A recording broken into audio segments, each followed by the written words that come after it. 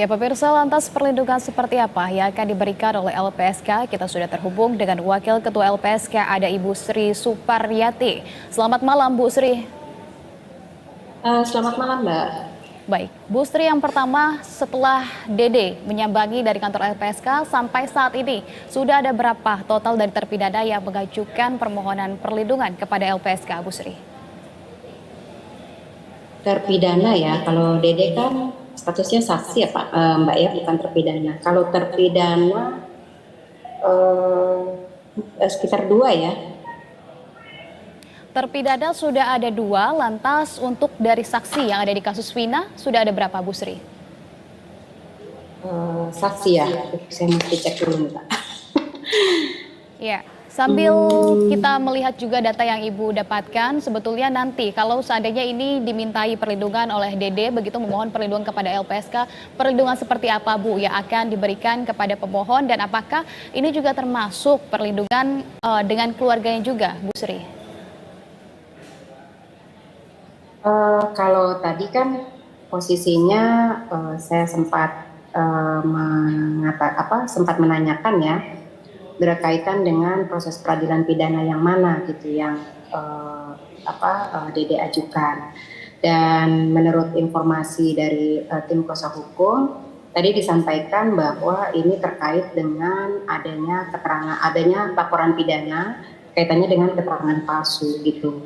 Nah, jadi posisinya ya nanti akan dicek lebih lanjut ya. Kalau menurut keterangannya posisi Dede ini mungkin akan dijadikan saksi ya, saksi dalam konteks ya nanti kita cek kembali ya saksinya ya, posisinya apakah Jesse atau saksi biasa gitu ya, kita akan lihat kembali gitu. Kalau memang posisinya laporan terpidana berkaitan dengan keterangan palsu, sepertinya kuasa hukum akan melaporkan Dede akan ada laporan yang diberikan kepada Dede berkaitan dengan keterangan palsu tersebut gitu. Artinya Bu Sri, apakah permohonan permintaan perlindungan dari Dede ini sudah ditinjau untuk kemudian diterima oleh LPSK, seperti itu Bu Sri? Saat ini belum ya, karena kan baru pagi tadi diajukan ke LPSK dan kami juga membutuhkan waktu berkaitan dengan kelengkapan formil.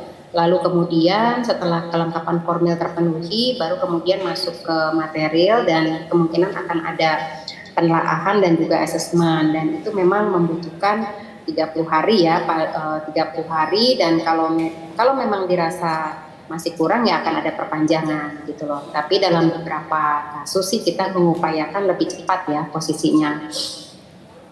Ya, Bu Sri, kalau begitu permintaan masih belum dipenuhi, masih menunggu terlebih dahulu dari proses syarat-syarat yang harus dipenuhi terlebih dahulu. Tapi Bu Sri, kalau terkait dengan kasus Dede ini sendiri, apakah jenis perlindungan seperti apa sebetulnya akan didapatkan oleh Dede, dan juga apakah ini juga akan didapatkan oleh pihak keluarga, begitu Bu Sri? Kalau bentuk perlindungan kan sebenarnya kita merujuk pada Undang-Undang 31 2014 ya.